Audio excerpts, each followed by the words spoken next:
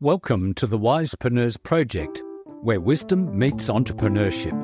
I'm Nigel Rawlins, and I provide down-to-earth practical advice to help people over 50, most often women, navigate the shift to independent professional work.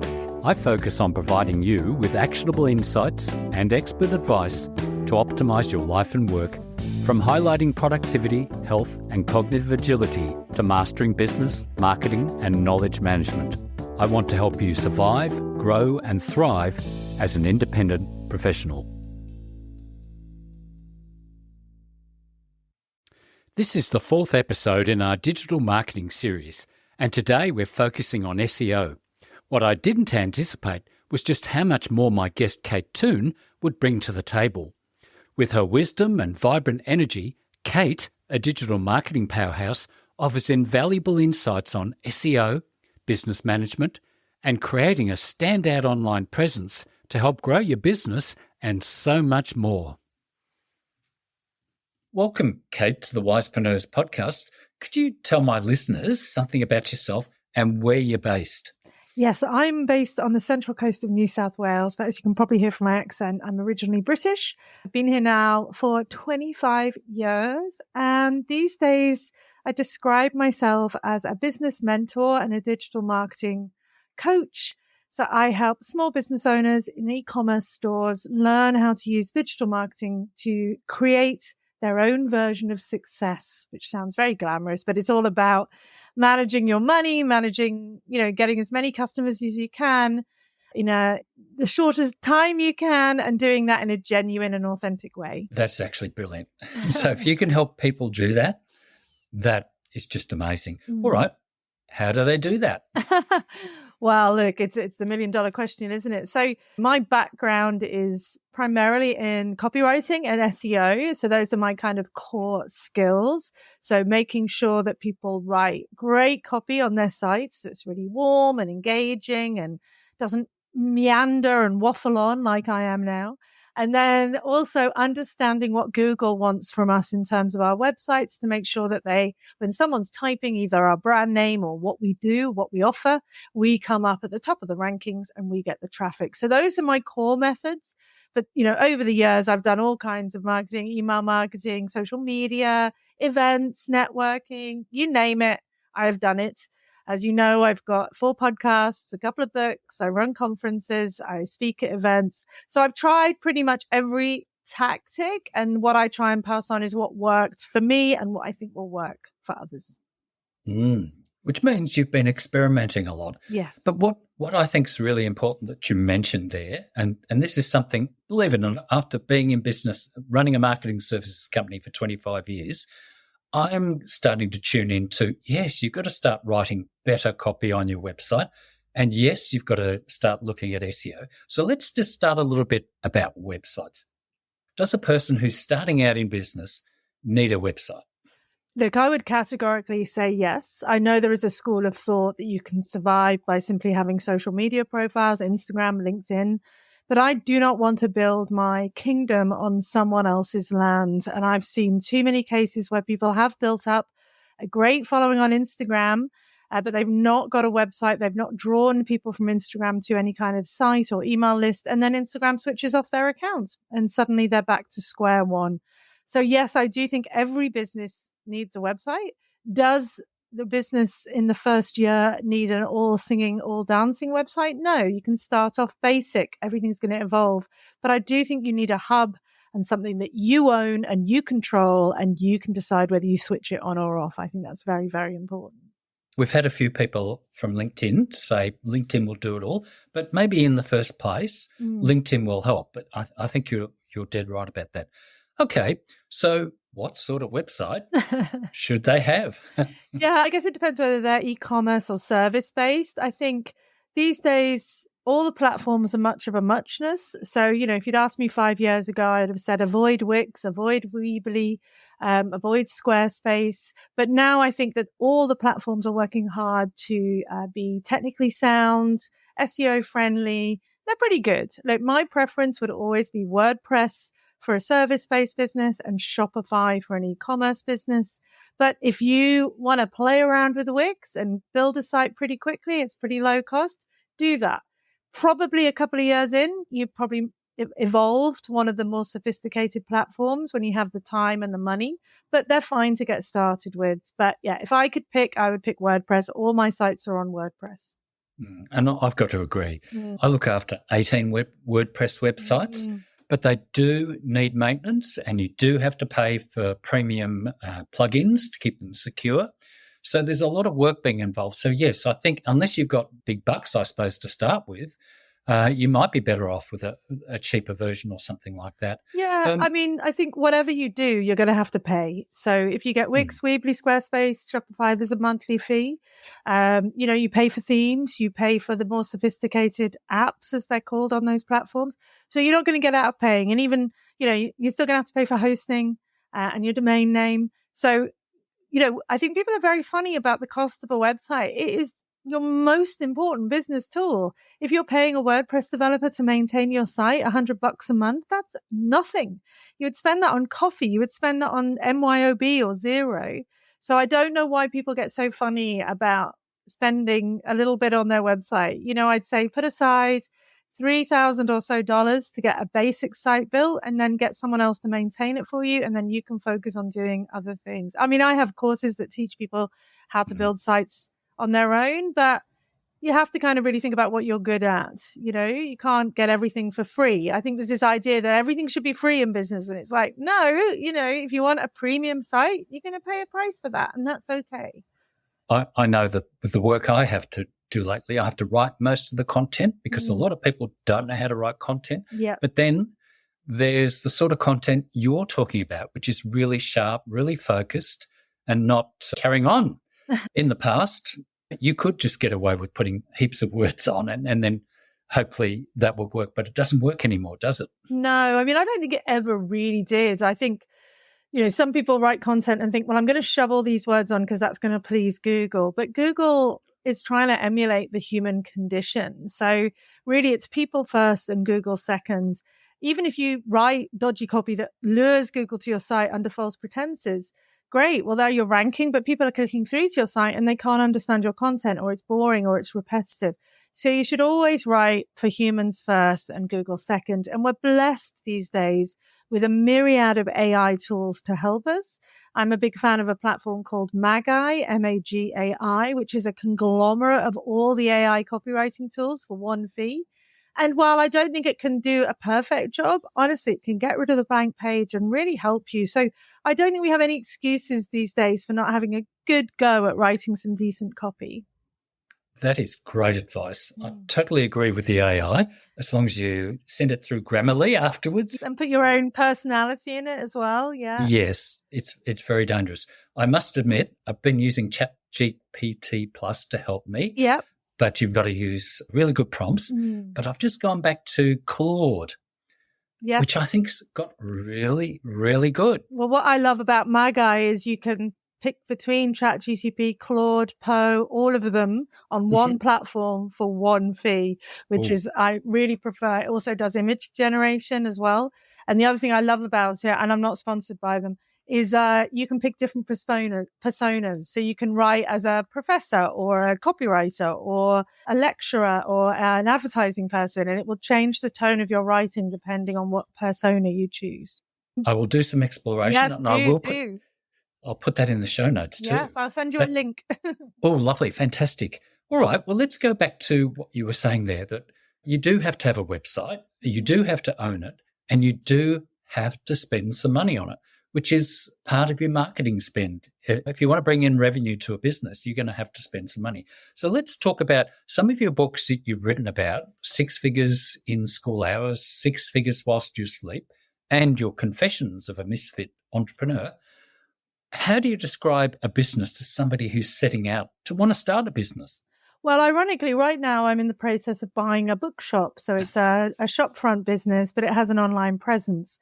And, what I am doing as a priority is, first of all, everything starts with money. So I know we're talking about marketing here as well, but really everything starts with money, working out a budget, looking at your expenses, your ongoing costs, your fixed costs, and making sure that this business is going to make some money. Now, it doesn't need to make huge profit, but, they say in Australia, like 5% net profit is pretty low. 10% is okay and 20% is amazing.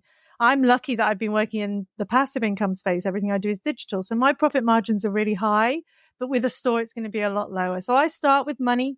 And then my next priority is always the people. Who you're working with, who you're getting advice from, who your staff are, keeping your people happy, and your customers. And then we move into marketing. So what I'm doing is my first steps is, guess what? Building a website, actually migrating the old website. It's on Wix and moving it to WordPress. You'll be pleased to hear. But, coming up with a brand name, building a website, getting my emails sorted. Then I'm setting up my Instagram and my Facebook and my Google business. The next thing I'll do is set up an email newsletter so I can keep in contact with my customers. And those are my first steps. So money, people, website, social media, email marketing. And that's going to take me a while to get all that done. And I would say that those are the same steps no matter what industry you're in or what type of business you have. And Kate, you're doing that on top of running everything you do already, plus you're a mum and you're being invited to speak and you're giving me some time to be on our podcast, which is, an incredible stressful time. And you said it's Monday that it's opening. I'm taking over from Monday. And look, you were very nice before we did this podcast and said, you'll be fine because you've done all these things before. And I think that's really important. I'm nearly 16 years into my business. I know that because my son is nearly 15 and I started just before he was born. So I know that there are tough times, there are stressful times, but generally everything works out. It may not be perfect, but it does work out. And often, you lose a bit of money. That's obviously a consequence. You make mistakes, you lose money, you upset people along the way, but generally everything's workable, outable. And I have enough confidence in myself that I'll be okay. The main issue I have, and I think this is the biggest issue for all business owners, is a lack of patience with the process and with themselves. So clearly I'm taking a bookshop over on Monday. I've done a bit of training. I've cleaned out the stockroom, but I'm not ready. It would take me months to feel completely ready, and I will have to learn on the go. And therefore there will be mistakes. Maybe I'll order some books and order the wrong ones and they won't sell or whatever, but that's okay. It's fine. And as long as I can be patient with myself and learn like a child, then I'll be okay. The thing that's going to stuff it up is if I start getting sweaty about everything and want everything done today, which I generally do, but I'm trying to be calm about it. Well, I would say or suggest to you that one of the things in having run your business for 16 years, I'm assuming you outsource some work as well. And I guess it's a bit like me. If I really can't be bothered doing something or I'm not going to be able to cope with several things, I'll start what we call in Australia, handball things out. The other day, I used Fiverr to fix up a client's new logo, which it was terribly low res. I stuck it on their website and it looked awful. So I paid somebody on Fiverr to fix it up, and they did. To re-render it, yeah. Yeah, just to re-render it. Yeah. About $20. Yeah. That's not a lot of money. No. But I could have tried to do that myself and mucked around for an hour. Yes. It's a really important skill to know what to delegate. And so, for example, with the bookshop, one of the main issues is the money, or working out how to pay suppliers and setting up my Xero and all that. I'm not very good at that. So I've hired a bookkeeper and she will do that part of it. Then we need to set up the email marketing, and I'm using my existing person on my team to help with that. So yes, a lot of it I will do myself because I'm a big believer in learning from the ground up. Because some of the staff are staying on and I could just say, well, I'll rely on them to order the books. But I like to be able to know how to do things and then choose not to do them, because otherwise I'll never know if it's a good job. So there is a degree, I'm very, normal sounds silly. Not that I'm not normal. A normal person taking on a bookshop, it would be incredibly challenging. But I have a bookkeeper, I have a web developer, an email marketing assistant, a VA, a graphic designer, an accountant, who are all here already, and I can farm things out to them. And I also have the incumbent staff who I'm going to keep on as well. So it's more like being the organizer, taking that helicopter view and being able to delegate the tasks. That's what's the challenge at the moment, not the doing, if that makes sense. Now, that's an incredibly important part of running a business, is that there are actually three parts to a business. There's the operations that you're actually running. There's the marketing side of it, but there's also that financial side. And one of those operational things is you've got to be able to manage yourself. Yeah, you do. And this is the thing I'm suddenly realizing, that a lot of freelancers or self-employed consultants, if they're lucky enough to get plenty of work, they do the work, but they've also got to manage themselves and get stuff done. So do you see that happening in yourself, that you've got to put on the manager's hat and manage yourself and get all these people going? Yeah, I mean, I think one of the hardest things about running your own business is continually motivating yourself to turn up every day, regardless of how the previous day went, whether it was successful or a failure, to sit at your desk every day and do and decide what to do and drive yourself forward is a real challenge. And I think that's why a lot of people fail, because they're not able to prioritize and motivate and keep going. And my big belief, and I talk about this in my books, is I don't believe in passion. People are like, oh, it's so great that you got a bookshop, you must be so passionate about it. No, passion will die. I will get bored of the fun stuff in a month. I have to have persistence. I have to be able to turn up and do things when I don't want to, when there's other things I'd rather be doing. And that's been a real muscle that I've had to grow over the years. And then in terms of delegation, I think that's always a work in progress. I am somebody that likes to do everything myself, even to the point of exhaustion. And it's really important for me to step back and go, I am not the best person to do this job. Just because I could doesn't mean I should. And I need to farm that out to somebody on Fiverr for $20 or whatever. Like I could do it. I'm multi-skilled like you know, I can do a bit of this, a bit of that. But just because I could doesn't mean I should. It's not the best use of my time. I'd rather not do everything myself. I mean, sometimes I can if it's a simple little change that a client wants or something like that. I'll zip in, do it. For example, they've got an events calendar. I'll go in and add that. But I found the most fabulous designer who just uses Canva. Now, I could use Canva, but I can't be bothered learning. Yep. That's the problem. There's so much learning curve stuff, especially with new tech. Yes. I guess one of the big issues that I have, number one issue, is IT. When things don't work and people have moved out of, say, a workplace where they've had an IT department, how do you find IT making sure all your bits and pieces work, the internet doesn't come down, the printers work? I mean, I think that's a challenge. I'm lucky enough to have a membership called the Digital Marketing Collective. And in there's all different types of people. And there is an IT person in there. And obviously he's then able to remotely log into my computer and fix stuff. But I also don't change anything. Do you know what I mean? So like my Mac, I could get a new Mac and it will probably be a little bit quicker, but why am I going to put myself through that hell? I don't even have a printer. I just gave up on printers because the amount of stress. So I can't print anything. So sometimes I have to email it to the print shop and get it. I'd rather do that than be wrestling with cables on my printer. So I keep my IT minimal as well. Maybe I've got about 7 apps that I use, and I don't introduce new ones unless it's something amazing like Magi, which is relatively new. I'm not always looking for a slightly better solution. I'm like, this works. If it's not broken, don't fix it. Just keep going with what you've got and don't constantly looking to innovate and change your IT needs, because you can lose a day, you know? An internet going down, there's not much you can do about that. You always hotspot off your phone. There's always a way. But yeah, I try to just keep things as simple and pared down as possible. Now, that's really important because you've been in business now 16 years. Yeah. And you're saying, I'm going to keep the tech really simple. Yet somebody starting out, there's all these fantastic things and you can spend days and days filling up your computer. I've got to be honest, I used to have lots of computers. I'm just down to a MacBook Pro, 13-inch. Yeah. I run the whole business off that. Yeah. Mind you, I have got 2 big screens behind my Mac. Yeah. Which is probably the best thing I've ever done. Yeah, so big screens are fantastic. I have 2 screens as well, yeah. That's probably worth it. But I guess when you're first starting out, you probably don't need that. Oh, I mean, I was the first 3 years, and this is so important. Like the first 3 years in my business, I had a MacBook Air, tiny. That was all I had. I didn't have a printer. I didn't have ergonomic mouses or sexy chairs. I didn't spend money on stationery and personal development and business coaches and networking events. I think there's a lot of trappings of a business that are actually really unessential. As long as you've got internet and a laptop, you can do, and you do our kind of thing, you can do pretty much anything. Everything else is a nice to have. But I think we're constantly tempted by new plugins and apps and sexy things. And 99% of them will add no new value. They'll just waste your time. And I think that's really important. So what I will do is I'll adopt a new app or tool. I will use it. I'll get it. I'll use it for a month. If after a month I'm still using it, I can keep it. If not, I have to cancel that subscription. If I'm still using it after 3 months, I'll move to an annual payment plan because often you get a big discount.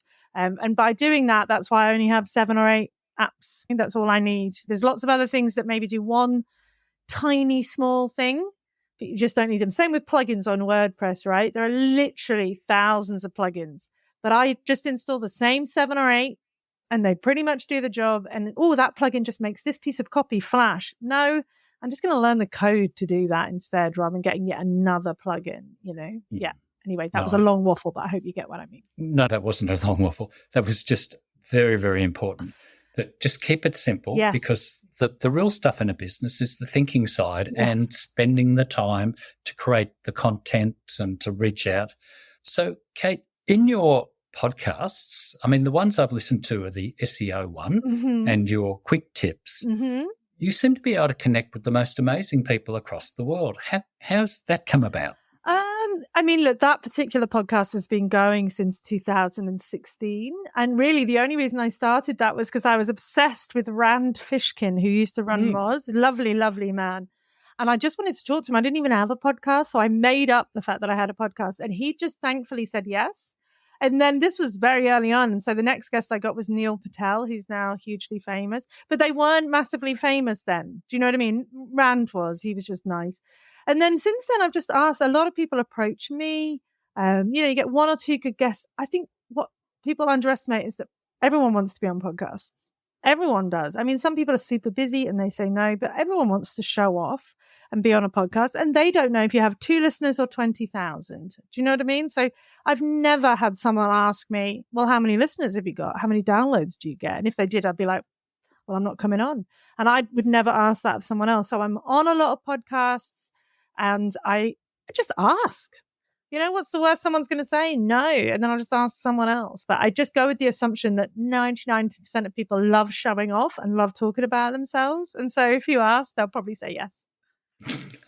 Well, thank you for saying yes to my one. Exactly. I'll be honest, I don't know how many people are listening. I know we've had about 5,000 downloads since I've started. But you see, this is it. And people get very obsessed with those numbers.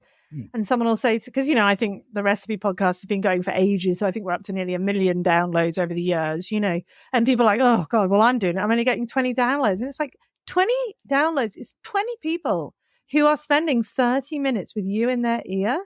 That is amazing. How would you get 30 people in a room? It would be hard and it would cost a lot of money and you'd have to pay for nibbles and champagne. But you just get to spend 30 minutes. And the other thing about podcasts is people generally listen to them when they're doing something nice. They're walking their dog, they're cooking, they're gardening. So you're with them and it forms a real bond. So I think people underestimate the power, even of the lower numbers. It's very powerful. Well, that's when I listen to you when I go for my walks. There you go. And, you feel like you really know people when you listen to their, I used to love a podcast. I still like it, but I don't listen to it as much, called This American Life. And the host, Ira Levin, I mean, I'd take a bullet for that man. I've listened to hundreds and hundreds of hours of him. I love him, and I've never met him. So it forms a really close, intimate bond as well. I think podcasts have been one of my most powerful ways of building my brand, and I highly recommend them.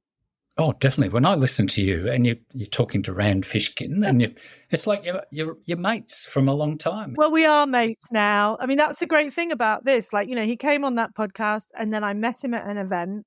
And then years later, about 3 years later, I was speaking at an event in the Netherlands and we were on a panel together. So my hero was sat next to me and I went for lunch with him.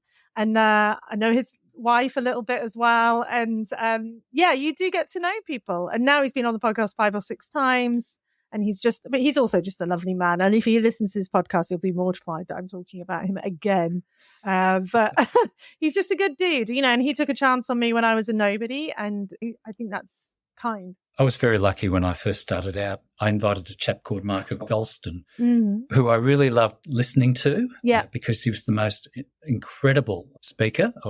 He discussed things with people that I couldn't believe how he communicated. Yeah. So he came on my podcast and I was so, I guess, freaked out by it that I forgot to record it. I did that. I had the head of Google on and I forgot to record and I had to lie. I did tell him in the end. I had to lie and say, the technical equipment didn't work. But in reality, I just forgot to press record. So we had to do it all over again. really like and it, yeah. the other thing I think, and this works for businesses and for any opportunity, is, if you make a contact with someone, at the end of it, say, well, is there anyone else you think I could connect with? From a business point of view, if you finish up with a client, saying in the final email, if there's can you think of one other business person who might benefit from my services? You're not asking anything of them. You're just asking them to make you one little connection. And most people will. And the same with podcast guests. So, if I don't know the person, but I know the person who knows the person, and that's why LinkedIn does come in helpful, I can say, hey, Nigel, I see that you're connected to Bob. Do you mind just connecting us both? No expectation that anything's going to come of that, but I'd super appreciate that.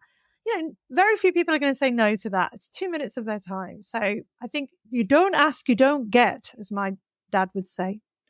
Yep, I totally agree there. I've been very lucky through LinkedIn, but then again, I guess the people I have connected with are people who are doing interesting things that they're probably not that well known, but they are experts in their field. You don't always just want to get famous people, because famous people as well won't share the podcast as much, because, that they feel they're doing you a favor rather than the other way around. I think it's good to kind of reach sideways to people who benefit from it as much as you do. And I find those people are often a lot more generous with their sharing and their mentioning and name dropping and things.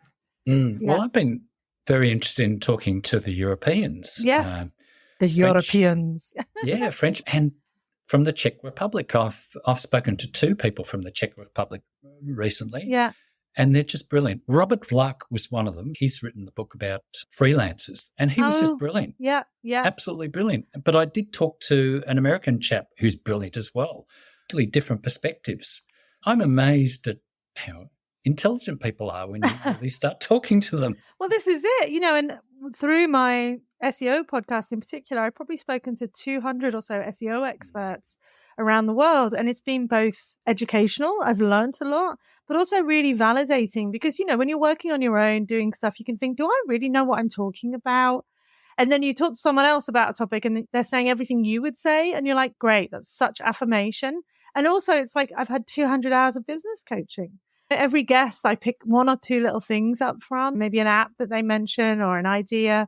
And it's just such an amazing experience. So I get as much out of it as I think it benefits the marketing. I get a lot out of it personally as well. I think that's important. Well, you mentioned SEO. Maybe we should just talk a little bit about that.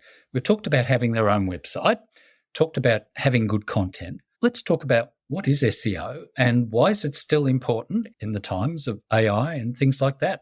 Well, look, at the end of the day, SEO is really just about making search engines fall in love with you and your brand.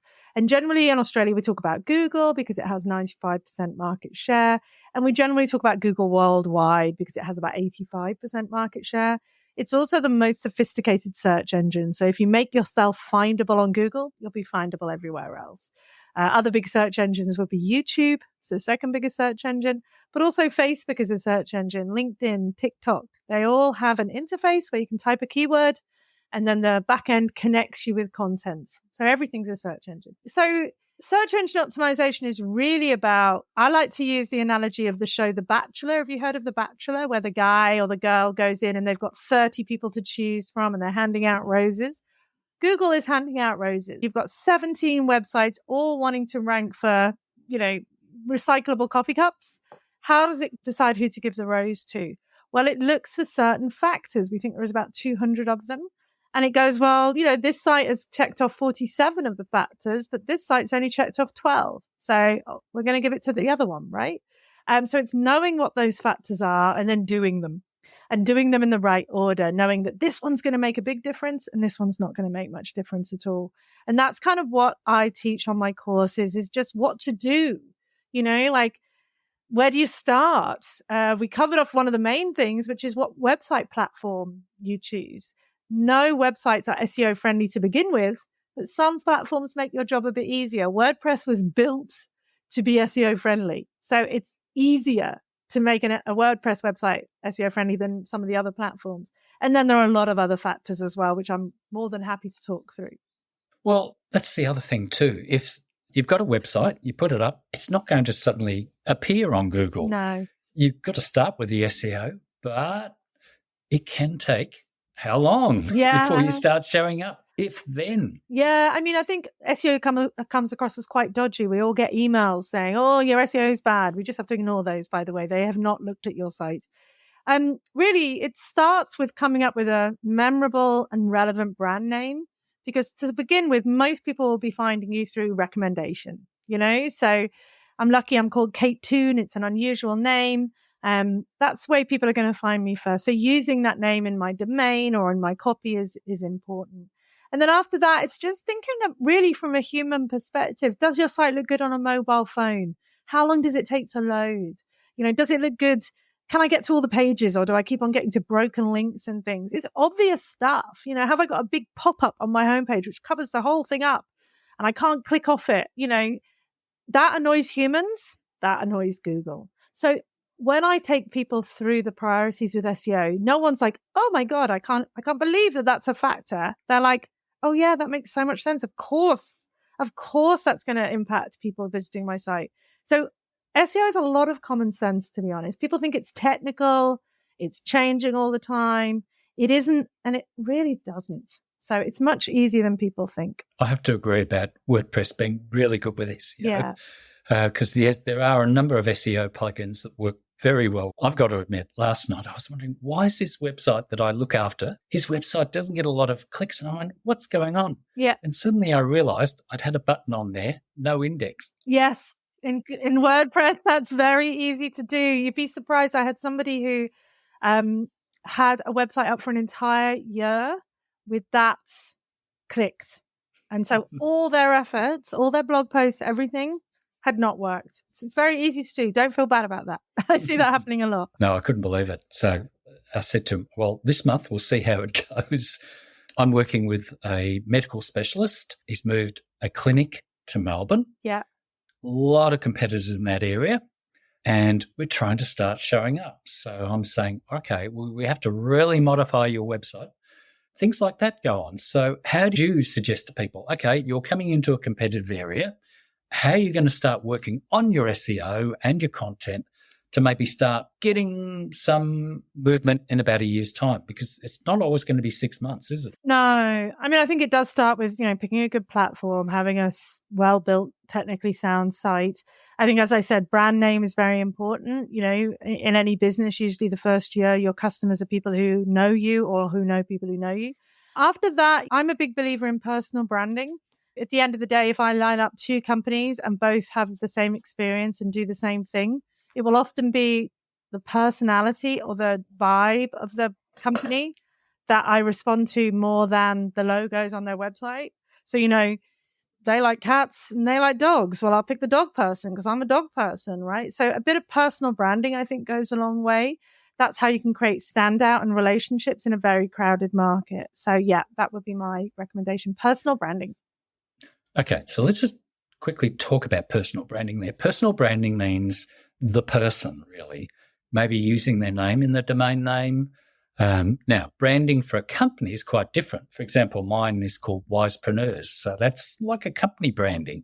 So there's a bit of a difference between personal branding and a company branding. How would you look at that? To a degree. I mean, look, I think even though you're a company, there's still a person running that company. And generally the values and the ethics of the person running the company will become the values and the ethics of the brand.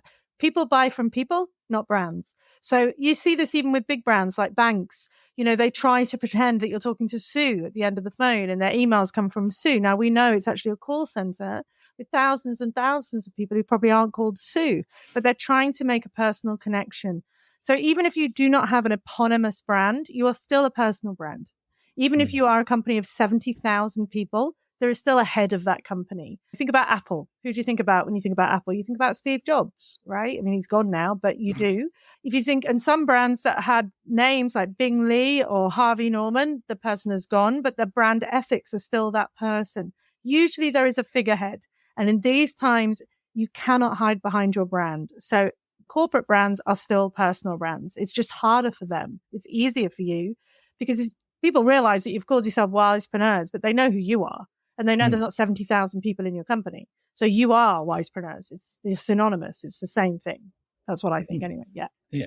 All right. Let's go back to marketing. And we were talking about visitor numbers, say, to a podcast, you might not get a lot of people listening, but 20 is sufficient. Website might not get a lot of visitors. I have got one client that's a fairly big company in a regional country town. Their minimum charge is about 300,000. How many visitors do you think they need a month to their website? Well, I think, again, websites are a hub and they are a sense check and they're a validation. So somebody who's in that kind of region will be submitting capability statements and proposals, and they won't be trying to get people to come over from Instagram. It's a whole different game. But if I'm about to spend $300,000 with you, I want to go to a website. I want to see you are who you are. I want to see your portfolio, your clients, who you've worked with before. And I want to make sure that you're legit. So it's still an important aspect. And it's still competitive. Like if you are trying to get a $300,000 pitch through, well, there's probably 2 other companies pitching for that. And you got to beat them. So yeah, still important. So going back to the smaller one-person business, maybe a consultant or independent professional, they don't need a lot of visitors to their website. They just need the right ones. That's it. I mean, you have to work out how much money you want to work a month, how many customers it's going to take to make that, and then how many customers will you get. We say the average conversion rate for everything is 3%. So if 100 people visit your site, 3 of them might convert. So, if you need 3 new customers a month, you need to get 100 visitors to your site. How do you do that? That's how you have to think about it. It's all a numbers game. All right. Let's just go through your books then. Who are they for? So 6 figures in school hours. How did that come about? Well, look, honestly, it's not a very aspirational answer or inspirational answer. I've published 3 books prior to that, self-published. I really wanted to have a proper book in my mind, a book published by a publisher that was in the airport. Sounds really lame, doesn't it? Really egotistical, but I wanted that experience of walking into the airport and seeing my book. So I came up with a pitch that I thought would sell. And I could have written about SEO or copywriting, but who really wants a book on that? What average person wants that? Nobody. So instead, I thought, what have I done well that other people struggle with? And I think it has been balancing my family with my business. I only work 20 hours a week. I do a lot in that time. I feel I have a great relationship with my son, as good as you can with a 15-year-old grumpy lump. But it's pretty good, right? And I've managed to stay working at home and not commute and all those things. So that's why I chose that topic. So it's aimed at parents who want to maintain a great relationship with their kids, but also are trying to run a business, maybe from home, maybe not. And the horrible struggle of feeling like you're doing a bad job at both. So that was the idea for that one. Yeah. That's brilliant. No, very important. 6 figures while you sleep. Oh, well, that I think is a bit more targeted. It's really, I could have called it something around passive income, but it's become, again, a bit of a cheesy phrase. There's different ways to earn passive income. You buy shares, you buy a property, you become an angel investor in a company, or you lease something that you own, your car, your house, right? None of which appeal to me, to be honest. And all of those require you to have a big lump sum of money to begin with, which, back then I didn't.